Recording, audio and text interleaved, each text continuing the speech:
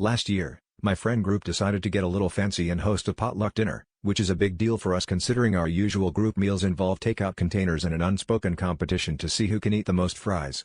The plan was simple: everyone brings a dish to share, and we all try to act like adults who know what umami means.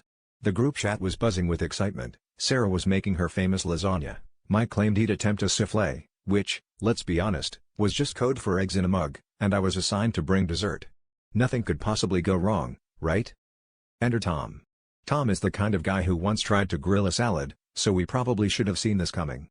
When he showed up, he was lugging a giant, empty cooking pot under one arm like some sort of culinary Santa Claus. At first, we thought he was bringing chili or maybe a mountain of mac and cheese, but nope. He set the pot in the center of the table, beamed, and said, "I brought the pot, you guys bring the luck."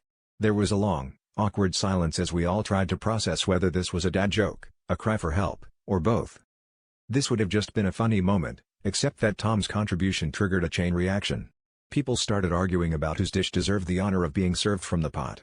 Sarah was adamant that lasagna would lose its structural integrity, Mike insisted his soufflé needed breathing room, and I refused to let my brownies touch the metallic abyss.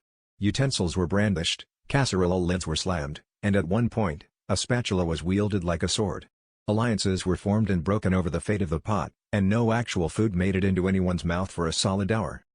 In the end, we served nothing but confusion, and the only thing that got filled was Tom's pot, with everyone's leftover passive-aggressive remarks. Now, whenever someone suggests a potluck, we all just call it potluck, the utensil war. And as for Tom, he's officially banned from bringing anything except napkins. Because with him, you never know what's coming to the table, but it's probably not dinner.